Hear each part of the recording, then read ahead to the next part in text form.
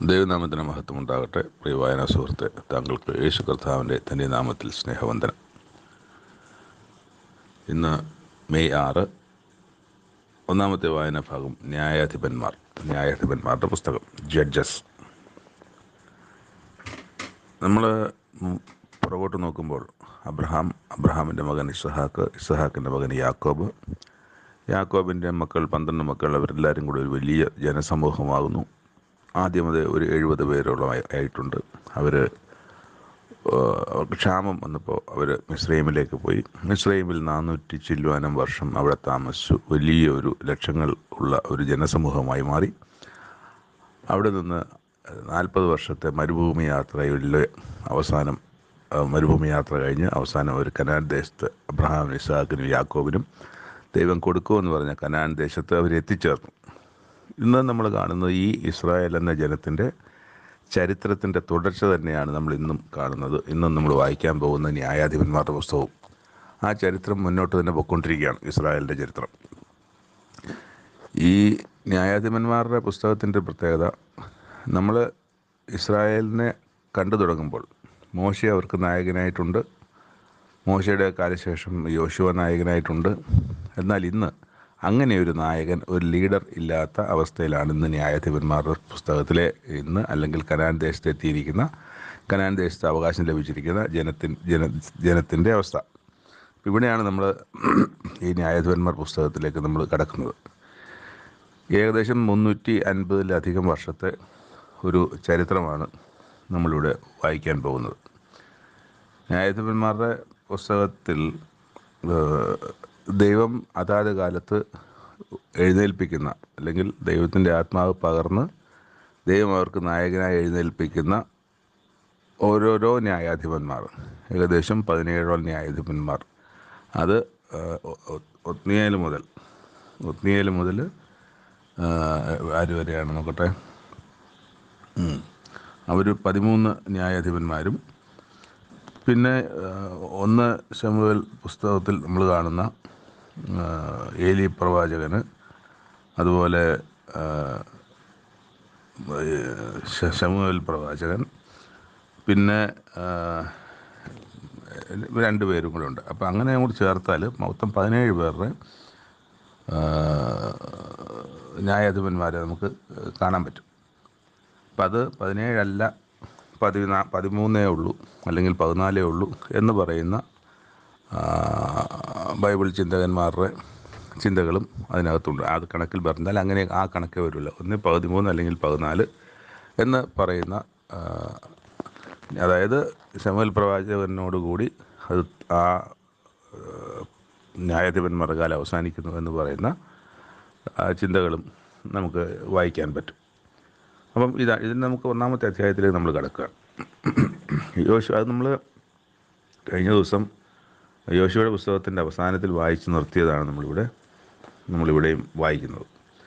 യോശുവയുടെ മരണശേഷം ഇസ്രായേൽ മക്കളിൽ ഞങ്ങളിൽ ആരാകുന്നു കനാന്യരോട് യുദ്ധം ചെയ്യുവാൻ ആദ്യം പുറപ്പെടേണ്ടതെന്ന് യഹോവയോട് ചോദിച്ചു. യഹൂദ പുറപ്പെടട്ടെ, ഞാൻ ദേശം അവൻ്റെ കയ്യിൽ ഏൽപ്പിച്ചിരിക്കുന്നു എന്ന് യഹോവ കൽപ്പിച്ചു. യഹൂദ തൻ്റെ സഹോദരനായ ശിമെയോനോട്, എൻ്റെ അവകാശ ദേശത്ത് കനാന്യരോട് യുദ്ധം ചെയ്യുവാൻ നീ എന്നോട് കൂടെ പോരണം. അപ്പം നമുക്കറിയാം, ശിമെയോന് അവകാശം കൊടുത്ത സ്ഥലം യഹൂദയ്ക്ക് കൊടുത്ത സ്ഥലത്തിനോട് ചേർന്ന്, അല്ലെങ്കിൽ യഹൂദയുടെ സ്ഥലത്തിനകത്ത് തന്നെയാണ് കൊടുത്തത്. ശിമെയോന് അവകാശം കൊടുത്തു. അപ്പോൾ ശിമെയോന് വേർതിരിച്ച സ്ഥലം കൊടുത്തു. അത് യഹൂദ ഗോത്രത്തിന് കൊടുത്ത സ്ഥലത്തിന് തെക്ക് വശത്താണ്. അപ്പോൾ തൊട്ട് ചേർന്ന് കിടക്കുന്ന സ്ഥലമാണ്. അപ്പോൾ അവരോട് ഇപ്പോൾ യുദ്ധം ചെയ്യേണ്ട കാര്യം എന്താ, ഇനിയും പല സ്ഥലങ്ങളും പിടിച്ചടക്കേണ്ടതുണ്ട് എന്നുള്ളതാണ്. അതുകൊണ്ട് തന്നെയാണ് അവർക്ക് വീണ്ടും യുദ്ധം ചെയ്യാൻ പോകേണ്ടി വരുന്നത്. കാരണം പല ജനസമൂഹവും ഇവരുടെ ഇടയിലുണ്ട്. എല്ലാവരെയും നീക്കിക്കളഞ്ഞിട്ടില്ല. അത് നീക്കിക്കളയണമെന്ന് ദൈവം പറഞ്ഞുവെങ്കിലും അത് നീക്കിക്കളയൽ നടന്നിട്ടില്ല. അപ്പോൾ യഹൂദ ശിമെയോനോട് പറഞ്ഞു, എൻ്റെ അവകാശ ദേശത്തേക്ക് കനാന്യരോട് യുദ്ധം ചെയ്യാൻ നീ എന്നോട് കൂടെ പോരണം. നിൻ്റെ അവകാശ ദേശത്തേക്ക് നിന്നോട് യുദ്ധം ചെയ്യാൻ ഞാനും വരാം. അപ്പോൾ അവർ തമ്മിലൊരു ധാരണയിൽ, ഉടമ്പടിയിലെത്തി. അങ്ങനെ ശിമെയോൻ യഹൂദയുടെ കൂടെ പോയി കനാന്യരെയും പെരിസ്യരെയും അവരെയൊക്കെ തോൽപ്പിച്ചു. അവിടെ ബെസേക്കിൽ 10,000 പേരെ തോൽപ്പിച്ചു. അങ്ങനെ ആ യുദ്ധമൊക്കെ അവർ ജയിച്ചു. എന്നിട്ട് 70 രാജാക്കന്മാർ, കൈകാലുകളുടെ 70 രാജാക്കന്മാരുടെ വിരൽ മുറിച്ച, അതായത് കൈകാലുകളുടെ വിരൽ മുറിച്ച, പെരുവിരൽ മുറിച്ച 70 രാജാക്കന്മാർ എൻ്റെ മേശയിൽ നിന്ന് പെറുക്കി തിന്നിരുന്നു. ഞാൻ ചെയ്തതുപോലെ തന്നെ ദൈവം എനിക്ക് പകരം ചെയ്തിരിക്കുന്നു. ഈ അദോനിസേദക്ക് ചെയ്തിരുന്നത്, അദോനിസേദക്ക് തോൽപ്പിച്ച 70 രാജാക്കന്മാരെ തൻ്റെ കീഴിലാക്കിയിട്ട് അവരുടെയൊക്കെ കൈകാലുകളുടെ പെരുവിരൽ മുറിച്ച് കഴിഞ്ഞു. എന്നിട്ട് അവരെ തീരെ തൻ്റെ മേശയുടെ അടിയിൽ നിന്ന് പെറുക്കി തിന്നുന്നവരാക്കിയവരെ. അപ്പോൾ രാജാവായിരുന്ന ആളുകളെ ഈ ഒരവസ്ഥയിൽ കൊണ്ടുവച്ച് അയാളതിൽ ആനന്ദം കണ്ടു. ഇന്ന് ഇയാളെയും പിടിക്കപ്പെട്ട് ഇവരെയും ഇന്ന് ഇസ്രായേൽ അല്ലെങ്കിൽ യഹൂദായും ശിമയോനും കൂടി ചേർത്ത് ആ ആളുടെ അദോനിസേദക്കിൻ്റെ അതുപോലെ തന്നെ പെരുവിരൽ മുറിച്ച് കളയുന്നു. അപ്പോൾ അതാണ് ഇവിടെ നമ്മൾ കാണുന്നത്. അപ്പം പിന്നെ നമ്മൾ കാണുന്നത് യെരുശലേമിൻ്റെ നേരെ എന്ന് പറയുന്നത്, നേരത്തെ അത് യബൂസാണ് ആ സ്ഥലത്തിൻ്റെ പേര്. യഹൂദ മക്കൾ യെരുശലേമിൻ്റെ നേരെ യുദ്ധം ചെയ്ത് അതിനെ പിടിച്ച് വാളിൻ്റെ വായത്തലയാൽ വെട്ടി നഗരം തീയിട്ട് ചുട്ടുകളഞ്ഞു. പിന്നെ യഹൂദ മക്കൾ മലനാട്ടിലും തെക്കേ ദേശത്തും താഴ്വീതിയിലും പാർത്ത കനാനിൽ യുദ്ധം ചെയ്യുവാൻ പോയി. യഹൂദ ഹെബ്രോനിൽ പാർത്തിരുന്ന കനാന്യരുടെ നേരെയും ചെന്നു. ഹെബ്രോന് പണ്ട് കിര്യത്തർബ എന്ന് പറഞ്ഞു, അതായത് നമ്മൾ നേരത്തെ വായിച്ചിട്ടുണ്ട്. ഹെബ്രോന് പണ്ട് കിര്യത്തർബ, അർബായുടെ പട്ടണം എന്ന് നമ്മൾ. അപ്പോൾ അവിടെ നിന്ന് അവരതെല്ലാം ജയിച്ചടക്കി. കാലേബ് തൻ്റെ മകളെ കൊടുക്കും എന്ന് പറഞ്ഞതൊക്കെ നമ്മൾ നേരത്തെ അറിയാം. യോശുവയുടെ പുസ്തകം 15-ാം അധ്യായത്തിൽ കിര്യത്ത് സേവർ ജയിച്ചടക്കുന്നത്, ഞാൻ എൻ്റെ മകളെ അക്സായെ ഭാര്യയായി കൊടുക്കുമെന്ന് പറഞ്ഞ് ഒത്നിയേൽ അത് പിടിച്ചു എന്ന് നമ്മൾ കാണുന്നുണ്ട്. അപ്പോൾ അതിവിടെ നമ്മൾ വീണ്ടും വായിക്കുന്നു. അക്സായെ ഒത്നിയേലിന് കാലേബിൻ്റെ സഹോദരൻ അത് കെനസ് അല്ലേ ഭാര്യയായി കൊടുത്തു. എന്നിട്ട് മോശയുടെ അളിയനായ കേനിൻ്റെ മക്കൾ യഹൂദ മക്കളോടുകൂടെ ഈന്തപ്പട്ടണത്തിൽ നിന്ന് ആരാധനതക്കുള്ള യഹൂദ മരുഭൂമിയിൽ പോയി അവർ ചെന്ന് ജനത്തോടുകൂടെ പാർത്തു. അതങ്ങനെ യഹൂദയോടുകൂടെ ഉണ്ടായിരുന്നു. അപ്പോൾ ഇവർ നമ്മൾ ആദ്യം കാണുന്നൊരു പ്രത്യേകപരമായ കാര്യം, ഇവർ മുമ്പ് യോശുവയായാലും മോശയായാലും ദൈവത്തോട് അരുളപ്പാട് ചോദിക്കുന്നത് പോലെ ഇവരാദ്യം ചോദിക്കുന്നുണ്ട്, ഞങ്ങളിൽ ആരാകുന്നു കനാന്യരോട് യുദ്ധം ചെയ്യുവാൻ ആദ്യം പുറപ്പെടേണ്ടതെന്ന് യഹോവയോട് ചോദിച്ചു. അതുകൊണ്ട് വളരെ പ്രധാനപ്പെട്ട കാര്യമാണ് ഇത്. പിന്നെയുള്ള സമയങ്ങളിൽ ഇവരിത് ചെയ്യുന്നുണ്ടോ എന്നുള്ളതും അതിനകത്തൊരു പ്രധാന. അപ്പോൾ ഇത് നമ്മളായാലും ഈ ദൈവത്തിൻ്റെ ഹിതം അന്വേഷിക്കേണ്ടത് വളരെ പ്രധാനപ്പെട്ടൊരു കാര്യമാണ്.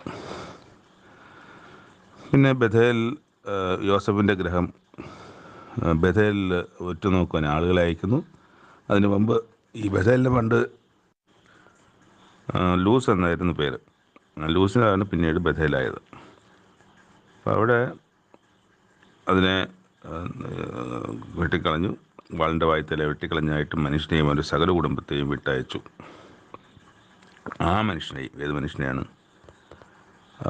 ബഥേലിൽ ചെന്നു ഒറ്റുകാർ കണ്ട് അവനോട് പട്ടണത്തിൽ കടപ്പാൻ ഒരു വഴി കാണിച്ചു തരണം എന്ന് പറഞ്ഞു. വന്ന ഒരാളിനോട്.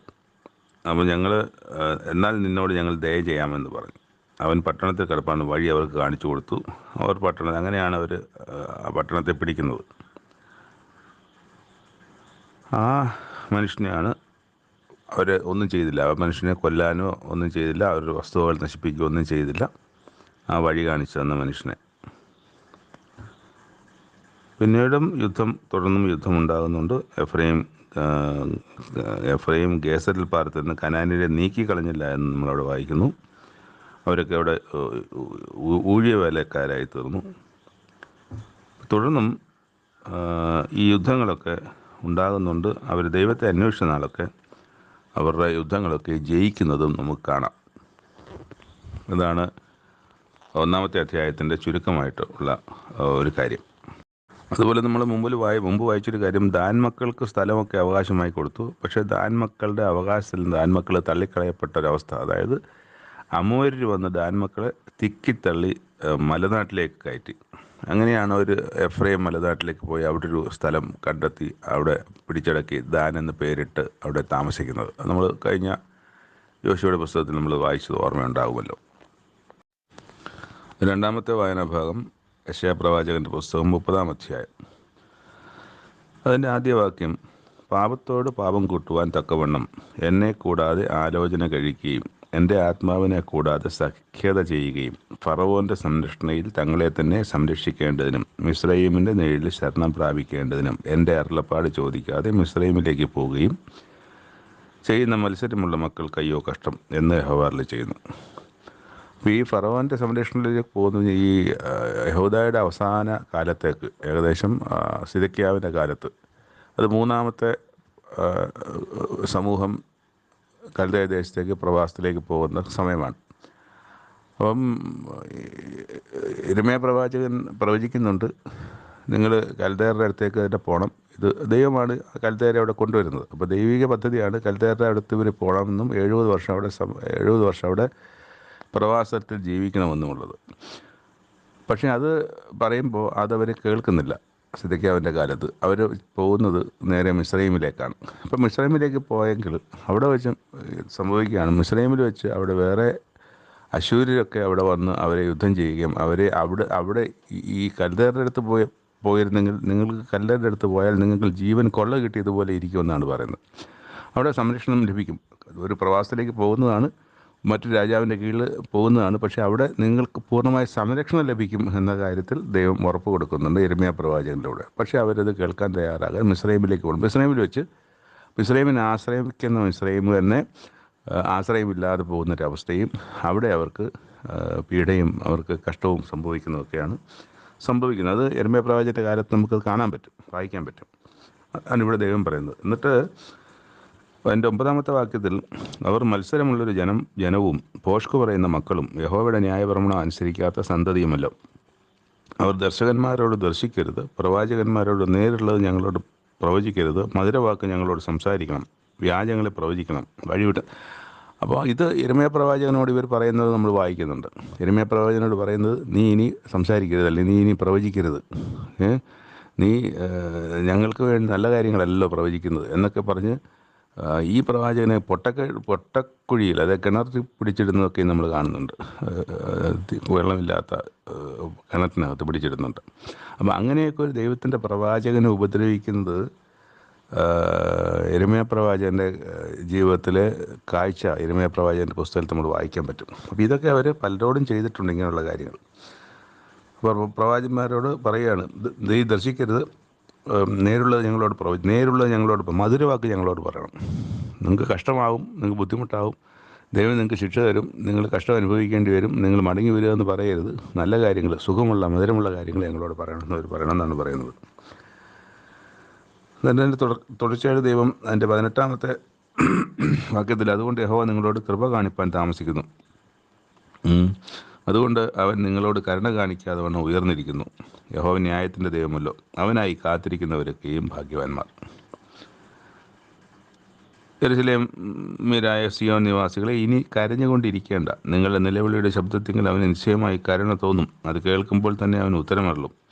അപ്പം എല്ലാം ഇവിടെ ദൈവം തന്നെ പറയുന്നുണ്ട്. എന്താണ്? നിങ്ങൾ ദൈവത്തെങ്കിലേക്ക് മടങ്ങി വരിക, ദൈവത്തെ അനുസരിക്കുക, ഞാൻ പറയുന്നത് കേൾക്കുക, എന്നെ ഇഷ്ടപ്പെടുക, എന്നെ സ്നേഹിക്കുക, എന്നെ അനുസരിക്കുക ഒക്കെയും പറയുന്നുണ്ട്. അത് ചെയ്യാതെ വരുമ്പോൾ ദൈവത്തിൻ്റെ കഠിനമായ കോപം അവരുടെ മേൽ വരുന്നുണ്ട്. എന്നാൽ ഇതേ ദൈവം തന്നെ അവരുടെ നിലവിളി കേൾക്കുമ്പോൾ, അവർ കരഞ്ഞ് നിലവിളിക്കുമ്പോൾ അവരോട് കരുണ തോന്നുകയും മനസ്സിലാക്കുകയും അവരെ ആ കഷ്ടത്തിൽ നിന്ന് വിടുവിക്കുകയും ചെയ്യുന്നത് നമ്മൾ കാണുന്നുണ്ട്. ഇത് നമ്മൾ ഈ ഭൂമിയിലെ അപ്പന്മാർ മക്കളോട് ചെയ്തിട്ടുള്ളത്, ഇന്നത്തെ അപ്പന്മാർ അങ്ങനെയൊന്നും ചെയ്യാറില്ല. പണ്ടുള്ള അപ്പന്മാർ നന്നായി ശിക്ഷിക്കുമായിരുന്നു. എന്നാൽ ആ ശിക്ഷിച്ച അപ്പൻ തന്നെ കുറച്ച് കഴിഞ്ഞിട്ട് എല്ലാം കഴിഞ്ഞിട്ട് അവനെ തോളിലെടുത്ത് നടക്കുന്നതും നമുക്ക് കാണാൻ കഴിയുമായിരുന്നു. അങ്ങനെയുള്ള ദൈവവും പറയുന്നത്, അപ്പൻ തന്നെ മക്കളോട് കരുണ കാണിക്കുന്നത് പോലെ ഞാൻ എൻ്റെ ജനത്തോട്, എൻ്റെ ഭക്തന്മാരോട് കരുണ കാണിക്കുന്നതാണ്. അപ്പോൾ ഇവിടെ ദൈവം പറയുന്ന കരുണ നമ്മുടെ ഭൂമിയിലെ അപ്പന്മാർക്ക് തൻ്റെ മക്കളോടുള്ള കരുണ പോലെ എന്നാണ്. അപ്പോൾ അതൊക്കെ നമുക്ക് പല അധ്യായങ്ങളിൽ തന്നെ രണ്ടും നമുക്ക് കാണാൻ പറ്റും. ദൈവത്തിൻ്റെ കഠിനമായ കോപം അവരെ ശിക്ഷിക്കുന്നതും അവരെ വിടുവിച്ച് സുഖപ്പെടുത്തുന്നതും സമാധാനത്തിൽ ജീവിക്കാൻ ദൈവം മടക്കി വരുത്തുന്നതൊക്കെ നമുക്ക് കാണാൻ പറ്റും. അതിൻ്റെ അവസാനം തീരുകയാണ്. അവൻ്റെ അധരങ്ങളിൽ ഒരു ഉഗ്രകോപം നിറഞ്ഞിരിക്കുന്നു, അവൻ്റെ നാവ് ദഹിപ്പിക്കുന്ന തീ പോലെയും ഇരിക്കുന്നു. ആരുടെ? ദൈവത്തിൻ്റെ. ജാതികളെ നാശത്തിൻ്റെ അരിപ്പ കൊണ്ട് അരിക്കേണ്ടതിന് അവൻ്റെ ശ്വാസം കവിഞ്ഞൊഴുകുന്നതും കഴുത്തോളം വെള്ളമുള്ളതുമായ തോട് പോലെയും ജാതികളുടെ വായിൽ അവരെ തെറ്റിച്ച് കളയുന്ന ഒരു കടിഞ്ഞാണായും ഇരിക്കുന്നു. അപ്പോൾ ജാതികൾ തെറ്റി നടക്കുന്ന ജാതികളാണെങ്കിൽ പോലും അവിടെയും ദൈവം എന്താണ് ചെയ്യുന്നത്? ദൈവം യേശുവിലൂടെ പൗലോസിലൂടെ ഒക്കെയും ജാതികൾക്ക് രക്ഷയുടെ അനുഭവത്തിലേക്ക് വരാനുള്ള വാതിലുകൾ തുറന്നു കൊടുക്കുകയാണ്. അതും നമ്മൾ കാണുന്നുണ്ട്. അപ്പം അങ്ങനെ ദൈവം ഇസ്രായേലിൻ്റെ മാത്രം ദൈവമല്ല, സകല ജനത്തിൻ്റെയും ദൈവമാണ്. പക്ഷേ സകല ജനവും അത് അറിയുന്നില്ല.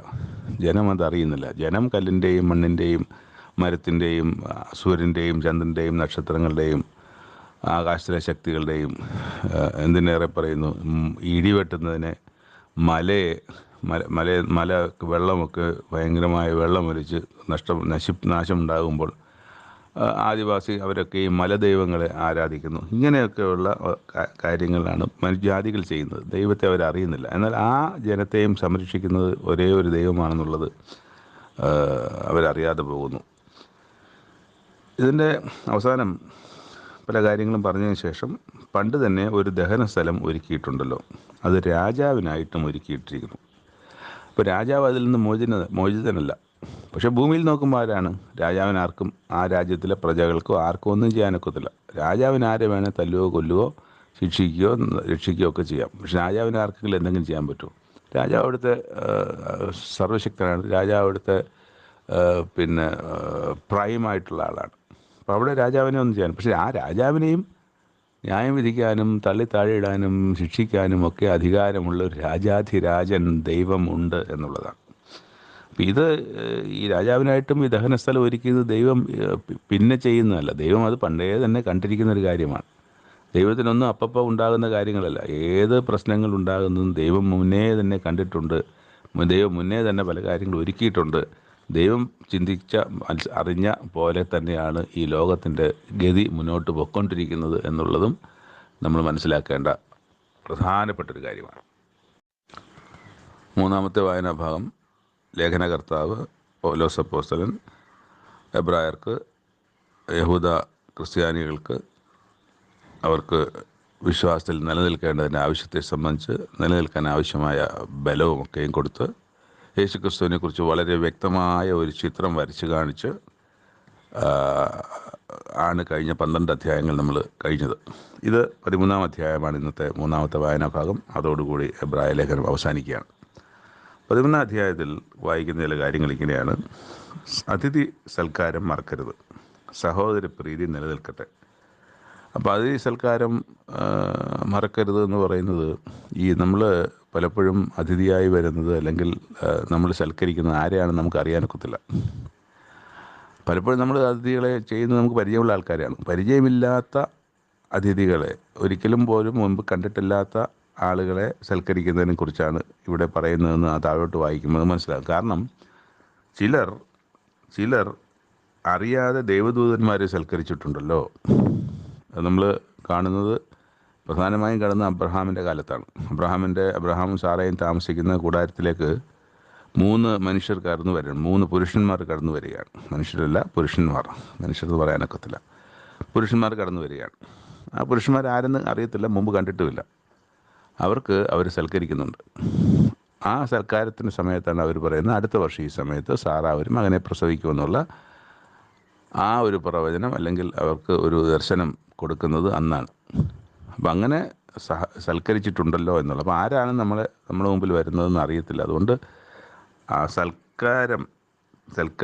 സൽക്കാരത്തിൽ നമ്മൾ കുറവ് കാണിക്കരുത്, ചെയ്തുകൊണ്ടേയിരിക്കണമെന്നാണ്. വിവാഹം മാന്യവും കിടക്ക നിർമ്മലവുമായിരിക്കട്ടെ. എന്നാൽ ദുർനടപ്പുകാരെയും വ്യഭിചാരികളെയും ദൈവം വിധിക്കും.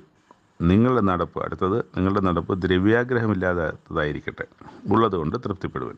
അപ്പോൾ പണത്തിന് പുറകെ ഓടുന്ന ഒരു സ്വഭാവം നമുക്കുണ്ടാകാതിരിക്കട്ടെ. ദൈവം പറഞ്ഞിട്ടുള്ളതാണ്, ഞാൻ നിന്നെ ഒരു നാളും കൈവിടുകയില്ല, ഉപേക്ഷിക്കുകയുമില്ല എന്ന് ദൈവം അരുളി ചെയ്തിട്ടുണ്ട്. അതുകൊണ്ട് വിശ്വാസത്തിലേക്ക് വന്നിരിക്കുന്ന നിങ്ങളായാലും ഞാനായാലും നമ്മളായാലും ഞങ്ങളായാലും ആരായാലും നമ്മളെ ആരും ദൈവം കൈവിടുകയില്ല, ഉപേക്ഷിക്കുകയുമില്ല. അത് വിശ്വസിച്ച് വേണം നമ്മൾ മുന്നോട്ട് പോകാൻ. അതായത് നമ്മുടെ കഴിവ് കൊണ്ട് നമ്മൾ പണം ഉണ്ടാക്കണം, അധ്വാനിക്കണം, അത് ചെയ്യണം, ഇത് ചെയ്യണം എന്നൊക്കെ പറഞ്ഞ് പോകുന്നതിൽ അത് പൂർണ്ണമായും നല്ലതല്ല. അത് വ്യർത്ഥ കാര്യം അത്രേ. ദൈവത്തെ ആശ്രയിക്കാത്ത പോക്ക് ഒരു ദൈവ പൈതലിനും നല്ലതല്ല. അവിടെ പിന്നെ താഴോട്ട് കാണുന്നത് നിങ്ങളെ ദൈവവചനം പ്രസംഗിച്ച് നടത്തിയവരെ ഓർത്തുകൊള്ളുക. അവരുടെ ജീവാവസാനം ഓർത്ത് അവരുടെ വിശ്വാസം അനുകരിപ്പിൻ. അപ്പോൾ ജീവാവസാനം വരെ അവർ വിശ്വാസത്തിൽ നിന്നവരാണ്. ജീവാവസാനത്തിൽ അല്ലെങ്കിൽ അവർ കഷ്ടവും പ്രയാസവും വന്നപ്പോൾ അവർ വിശ്വാസം വിട്ടുപോയിട്ടില്ല. അതായിരിക്കണം നിങ്ങളുടെ മാതൃക. അതനുകരിപ്പിൻ. യേശുക്രിസ്തു ഇന്നലെയും ഇന്നും എന്നേക്കും അനന്യൻ, മാറ്റമില്ലാത്തവൻ തന്നെ. വിവിധവും അന്യവുമായ ഉപദേശങ്ങളാൽ ആരും നിങ്ങളെ വലിച്ചുകൊണ്ട് പോകരുത്. അങ്ങനെ നിങ്ങൾ ഉപദേശത്തിൻ്റെ പുറകെ പോകരുത്. അങ്ങനെ നിങ്ങളെ തെറ്റിക്കാനും വഴിതെറ്റിക്കാനും ഒക്കെ പലരും കടന്നു വന്നിരിക്കും. പക്ഷേ നിങ്ങൾ നേരത്തെ വായിച്ചല്ലോ, നിങ്ങളെ നടത്തിയവരെ, നിങ്ങളെ ദൈവവചനം പ്രസംഗിച്ച് നിങ്ങളെ വിശ്വാസത്തിലേക്ക് കൊണ്ടുവന്നവരെ, നടത്തിയവരെ ഓർത്തുകൊള്ളുവിൻ. അവരാരും വിശ്വാസം വിട്ട് ഇതുവരെയും പോയിട്ടില്ല. അതുപോലെ നിങ്ങളും ആര് വന്ന് പറഞ്ഞാലും, ആര് നിങ്ങളെ വഴിതെറ്റിക്കാൻ നോക്കിയാൽ നിങ്ങൾ വഴിതെറ്റരുത്. നിങ്ങൾ ഈ വിശ്വാസത്തിന് നിലനിൽക്കണം എന്നാണ്. ആചരിച്ചു പോകുന്നവർക്ക് പ്രയോജനമില്ലാത്ത ഭോജന നിയമങ്ങളാൽ, അതായത് ജഡികമായ പല നിയമങ്ങളുണ്ട്. ചെയ്യരുത്, അത് ചെയ്യരുത്, ഇത് ചെയ്യരുത്, ഇന്ന ആഹാരം, ഭോജന നിയമങ്ങൾ പലതും പറയുന്നുണ്ട്. ഇന്ന ആഹാരം കഴിക്കരുത്, ഇന്ന ആഹാരം കഴിക്കണം. അത് ആഹാരത്തെ സംബന്ധിച്ചുള്ള കുറേ നിയമങ്ങൾ, അത് നമുക്ക് ക്രിസ്തീയ വിശ്വാസികളുടെ ഇടയിൽ നമുക്ക് കാണാൻ പറ്റും. നോയമ്പെന്നും ഒക്കെയും പറഞ്ഞ് ഇറച്ചി കഴിക്കില്ല, അങ്ങനെയൊക്കെ പറഞ്ഞുള്ള കാര്യങ്ങൾ നമുക്ക് കാണാം. അതൊന്നും ഇവിടെ പറയുന്നത് എന്താണ്? അതൊന്നും ആചരിച്ചു പോകുന്നവർക്ക് പ്രയോജനമില്ലാത്ത ഭോജന നിയമങ്ങളാലല്ല, കൃപയാൽ തന്നെ ഹൃദയം ഉറപ്പിക്കുന്നത് നല്ലത്. ദൈവത്തിൻ്റെ കൃപയാൽ ആ ഹൃദയം ഉറപ്പിക്കുന്നതാണ് നല്ലത്. അത് കഴിഞ്ഞിട്ട് കൂടാരത്തിൽ ശുശ്രൂഷിക്കുന്ന അഹോവർത്തി കഴിപ്പാൻ അവകാശമില്ലാത്തൊരു യാഗപീഠം നമുക്കുണ്ട്. മഹാപുരോഹിതൻ പാപഹരിപരിഹാരമായി രക്തം വിശുദ്ധ മന്ദിരത്തിലേക്ക് കൊണ്ടുപോകുന്ന മൃഗങ്ങളുടെ ഉടൽ പാളയത്തിന് പുറത്ത് വെച്ച് ചുട്ടുകളയുന്നു. അങ്ങനെ യേശുവും സ്വന്തം രക്തത്താൽ ജനത്തെ വിശുദ്ധീകരിക്കേണ്ടതിന് നഗരവാതിലിന് പുറത്ത് വെച്ച് കഷ്ടം അനുഭവിച്ചു. ആ യാഗമൃഗം യെരുശലേമിൻ്റെ കോട്ടയ്ക്ക് വെളിയിൽ പുറത്ത്, നഗരവാതിലിന് പുറത്ത് വെച്ച് ഇത് സംഭവിക്കുന്നത് പോലെ ആണ് ഇവിടെയും യേശുക്രിസ്തു കഷ്ടം അനുഭവിച്ചെന്ന് പറയുകയാണ്. ആകയാൽ നാം അവൻ്റെ നിന്ന ചുമന്നുകൊണ്ട് പാളയത്തിന് പുറത്ത് അവൻ്റെ അടുക്കലേക്ക് ചെല്ലുക. യേശുക്രിസ്തുവിനെ ആ കോട്ടയ്ക്കകത്ത് വെച്ചിട്ടല്ലോ യാഗം കഴിച്ചത്, ഗോൽഗത്ത മലയിലല്ലേ. ഇവിടെ നമുക്ക് നിലനിൽക്കുന്ന നഗരമില്ലല്ലോ, വരുവാനുള്ള അത്രയും നാം അന്വേഷിക്കുന്നത്. അതുകൊണ്ട് അവൻ മുഖാന്തരം നാം ദൈവത്തിന് അവൻ്റെ നാമത്തെ ഏറ്റുപറയുന്ന അധരബലമെന്ന സ്തോത്രയാഗം ഇടവിടാതെ അർപ്പിക്കുക. ദൈവത്തിന് യേശുക്രിസ്തുവിലൂടെ സ്തോത്രം അർപ്പിക്കുക എന്നുള്ളതാണ്. നന്മ ചെയ്യുവാനും കൂട്ടായ്മ കാണിക്കാനും മറക്കരുത്. ഈ വക യാഗത്തിലല്ലോ ദൈവം പ്രസാദിക്കുന്നത്. അപ്പം ദൈവം പ്രസാദിക്കുന്ന പല കാര്യങ്ങളെക്കുറിച്ച് പറയുന്നുണ്ട്. വിശ്വാസം കൂടാതെ ദൈവത്തെ പ്രസാദിപ്പിക്കട്ടെ. അപ്പോൾ വിശ്വാസത്താൽ തന്നെ ഏതാണ് ഈ ചെയ്യുന്നത്? ഈ നന്മ ചെയ്യുന്നതും കൂട്ടായ്മ കാണിക്കുന്നതും വിശ്വാസത്താൽ തന്നെ. വിശ്വാസത്താൽ അല്ലാതെ ചെയ്യാനൊക്കത്തില്ല, ചെയ്യാനും പാടില്ല. അത് അങ്ങനത്തെ പ്രവൃത്തി ചെയ്യുന്നതും വിശ്വസിച്ചു കൊണ്ടാണ് ചെയ്യുന്നത്. അപ്പം അതുകൊണ്ട്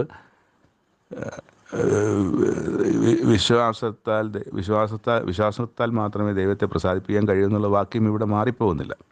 അപ്പം പറയാം, അവിടെ പറഞ്ഞിരിക്കുന്നത് വിശ്വാസത്താൽ ദൈവത്തെ പ്രസാദിപ്പിക്കാൻ കഴിയുള്ളൂ എന്നല്ലേ പറഞ്ഞിരിക്കുന്നത്. ഇവിടെ പറഞ്ഞിരിക്കുന്നത് യാഗത്താലും നന്മ കാണിച്ചുകൊണ്ടാണ് ദൈവത്തെ ഈ യാഗവും നന്മയും കൂട്ടായ്മ കാണിക്കുകയും ഒക്കെ ചെയ്യുന്നത് വിശ്വാസത്താലാണ് ചെയ്യുന്നത്. അതുകൊണ്ട് ഇതും രണ്ടും രണ്ട് വാക്യമായിട്ട് കാണരുത്. രണ്ടും പരസ്പര പൂരകങ്ങളായിട്ടുള്ള കാര്യങ്ങളാണ്. ഈ വക യാഗത്തിലല്ലോ ദൈവം പ്രസാദിക്കുന്നത്. നിങ്ങളെ നടത്തുന്നവരെ അനുസരിച്ച് കീഴടങ്ങിയിരിപ്പിൻ. എന്നിട്ട് പറയും, ഞങ്ങൾക്ക് വേണ്ടി പ്രാർത്ഥിപ്പിൻ. സകലത്തിലും നല്ലവരായി നടപ്പാൻ ഇച്ഛിക്കൊണ്ട് ഞങ്ങൾക്കൊരു നല്ല മനസ്സാക്ഷി ഉണ്ടെന്ന് ഞങ്ങൾ ഉറച്ചിരിക്കുന്നു. എന്നെ നിങ്ങൾക്ക് വേഗത്തിൽ വീണ്ടും കിട്ടേണ്ടതിന് നിങ്ങൾ പ്രാർത്ഥിക്കണമെന്ന് ഞാൻ വിശേഷാൽ അപേക്ഷിക്കുന്നു. അവസാനത്തിലേക്ക് വരികയാണ്. നിത്യനിയമത്തിൻ്റെ രക്തത്താൽ ആടുകളുടെ വലിയ ഇടയനായ നമ്മുടെ കർത്താവ് യേശുവിനെ മരിച്ചവരുടെ ഇടയിൽ നിന്ന് മടക്കി വരുത്തിയ സമാധാനത്തിൻ്റെ ദൈവം നിങ്ങളെ അവൻ്റെ ഇഷ്ടം ചെയ്യുവാൻ തക്കവണ്ണം എല്ലാ നന്മയിലും യഥാസ്ഥാനപ്പെടുത്തി തനിക്ക് പ്രസാദമുള്ളത് യേശുക്രിസ്തു മുഖാന്തരം നമ്മിൽ നിവർത്തിക്കുമാറാകട്ടെ. അപ്പോൾ ഇതാണ് എൻ്റെ ഒരു കൺക്ലൂഷൻ. ഇതൊരു ആശംസയാണ്, അതിൻ്റെ ഒരു പ്രാർത്ഥനയാണ്, അതിൻ്റെ ഒരു കൺക്ലൂഷനാണ് നമ്മൾ ഈ വായിച്ചു വരുന്നത്. അവന് എന്നേക്കും മഹത്വം. ആമേൻ. സഹോദരന്മാരെ, ഈ പ്രബോധന വാക്യം പുറത്തുകൊള്ളുവിൻ എന്ന് അപേക്ഷിക്കുന്നു. അപ്പം ഞാനീ പറയുന്നത് ചിലപ്പോൾ നിങ്ങൾക്ക് ചിലപ്പം ഇഷ്ടക്കേടുണ്ടാകാം, ചിലപ്പോൾ അതിനകത്ത് കട്ടിയുള്ളതുണ്ടാകാം, അങ്ങോട്ട് ഉൾക്കൊള്ളാൻ കഴിയാത്തതുണ്ടാകാം. നിങ്ങൾ എന്നെ പുറത്തുകൊള്ളുവിൻ എന്നാണ് ഈ പ്രബോധനവാക്യം. എന്നോട് പുറത്തുകൊള്ളുവിൻ എന്നപേക്ഷിക്കുന്നു. ചുരുക്കമായിട്ടല്ലോ ഞാൻ എഴുതിയിരിക്കുന്നത്. സഹോദരനായ തിമോത്തിയോസ് തടവിലിറങ്ങി എന്ന അറിവിൻ. അവൻ വേഗത്തിൽ വന്നാൽ ഞാൻ അവനുമായി നിങ്ങളെ വന്ന് കാണും. ഇത് ആ പേഴ്സണൽ റിലേഷൻഷിപ്പുള്ള വ്യക്തിപരമായി തന്നെ ആ ജനത്തോട് ബന്ധമുള്ള ആണ് ഈ ലേഖനകർത്താവിന് എന്ന് നമുക്കിതൊക്കെ വായിക്കും മനസ്സിലാകും. ഞാൻ നിങ്ങളെ വന്ന് കാണും, തിമോത്തിയോസ് പിന്നെ തടവിൽ നിന്ന് ഇറങ്ങിയിട്ടുണ്ട്, ഞങ്ങൾ രണ്ടും കൂടെ നിങ്ങളെ വന്ന് കാണും എന്നൊക്കെ പറയുമ്പോൾ ആ ഒരു അത്രയും സ്വാതന്ത്ര്യം, അത്രയും അടുപ്പം ആ ജനവുമായിട്ടുണ്ടെന്ന് കൂടി നമ്മളതിനകത്ത് വായിച്ച് മനസ്സിലാക്കി. നിങ്ങളെ നടത്തുന്നവർക്ക് എല്ലാവർക്കും സകല വിശുദ്ധന്മാർക്കും വന്ദനം ചൊല്ലുവിൻ. ഇറ്റല്യക്കാർക്ക് നിങ്ങൾ ഇറ്റല്യക്കാർ നിങ്ങളെ വന്ദനം ചൊല്ലുന്നു. അപ്പം ഇത് എവിടെ നിന്നാണ് എഴുതുന്നതെന്ന് ഇപ്പം മനസ്സിലായല്ലോ. ഇറ്റല്യക്കാർ നിങ്ങൾക്ക് വന്ദനം ചൊല്ലുന്നു, കൃപ നിങ്ങളോടുകൂടെ ഇരിക്കുമാറാകട്ടെ, ആമേൻ. അങ്ങനെ പറഞ്ഞുകൊണ്ടാണ് ഈ ലേഖനം അവസാനിക്കുന്നത്. 13 അധ്യായങ്ങളാണ് ഈ ലേഖനത്തിലുള്ളത്. ലേഖനകർത്താവിനെ സംബന്ധിച്ച് ഇത് പൗലോസ് അപ്പോസ്തലനാണ് എഴുതിയതെന്നുള്ളത് ആണ് ബഹുഭൂരിപക്ഷം ബൈബിൾ പണ്ഡിതന്മാരും വിശ്വസിക്കുന്നത്. പക്ഷേ അതിൻ്റെ ടൈറ്റിലിൽ അപ്പോസ്തലനായ പൗലോസ് എഴുതിയ ലേഖനം എന്നുള്ളത് നമുക്ക് കാണാൻ കഴിയില്ല. ഇത് എബ്രായർക്ക് എഴുതിയ ലേഖനം എന്ന് മാത്രമേ കാണാനൊക്കെയുള്ളൂ. അപ്പോൾ എബ്രായർ എന്ന് പറയുന്ന യഹൂദയിൽ നിന്ന് ക്രിസ്ത്യാനികളായി വന്ന അവർക്ക് നേരിടുന്ന പ്രലോഭനങ്ങളും അവർക്ക് നേരിടുന്ന പ്രശ്നങ്ങളും പീഡനങ്ങളും ഒരു മടങ്ങിപ്പോക്കിനായിട്ട് അവരെ നിരന്തരം ഇങ്ങനെ ബലം ചെലുത്തിക്കൊണ്ടിരിക്കുന്ന, അല്ലെങ്കിൽ അവരെ നിരന്തരം പ്രേരിപ്പിച്ചുകൊണ്ടിരിക്കുന്ന, അതിൽ നിന്ന് അവരെ മടക്കി അറിഞ്ഞ വിശ്വാസത്തിലേക്ക് യേശുക്രിസ്തുവിൽ തന്നെ നിൽക്കുവാൻ അവരെ പ്രേരിപ്പിക്കുന്ന ഒരു വളരെ ശക്തമായ ഒരു ലേഖനമാണിത്. ഇത് എബ്രായർക്ക് മാത്രമല്ല, അതിനുശേഷം ജീവിച്ചിരുന്ന സകല ക്രിസ്ത്യാനികൾക്കും, സകല ദൈവവിശ്വാസികൾക്കും, സകല ദൈവമക്കൾക്കും അവരറിഞ്ഞ ആ പുതിയ നിയമവിശ്വാസത്തിൽ നിൽക്കുവാൻ, യേശുക്രിസ്തുവിനെ എത്ര കണ്ട് കൃത്യമായി നമുക്ക് മറ്റൊരു ലേഖനത്തിനും വായിച്ചെടുക്കാൻ കഴിയാത്ത വിധം ഒരു സുവിശേഷത്തിൽ യേശുക്രിസ്തു ജീവിച്ചിരുന്ന കാലത്തെ സുവിശേഷം വായിച്ചാൽ പോലും ഇത്രയും യേശുക്രിസ്തുവിനെ നമുക്ക് വായിച്ചെടുക്കാൻ പറ്റുന്ന വേറൊരു പുസ്തകമില്ല. അത്ര കണ്ട് കൃത്യമായ ഒരു വരച്ചുകാട്ടൽ യേശുക്രിസ്തുവിനെക്കുറിച്ച്, ആരാണ് യേശുക്രിസ്തു എന്നുള്ളതിനെക്കുറിച്ച് നല്ല അറിവ് തരുന്ന ഒരു പുസ്തകമാണ് എബ്രായ ലേഖനം. 3 വായനാ ഭാഗങ്ങൾ ഇവിടെ അവസാനിക്കുന്നു. ഈ ഒരു പുസ്തകത്തെ ഓർത്ത് ദൈവത്തെ പ്രത്യേകമായി സ്തുതിക്കുകയും നന്ദി പറയുകയും ചെയ്യുന്നു. ഞങ്ങൾക്ക് വലിയൊരു കാഴ്ചപ്പാട് തന്ന ഈ ലേഖനകർത്താവിനെ ഓർത്ത് ദൈവത്തെ സ്തുതിക്കുകയും നന്ദി പറയുകയും ചെയ്യുന്നു. നമുക്ക് നാളെ പുതിയ വായനാ ഭാഗങ്ങളുമായിട്ട് വീണ്ടും കാണാം. അതുവരെ നമുക്ക് ദൈവകരങ്ങളിൽ സംരക്ഷിതരായിരിക്കാം. ആമേൻ.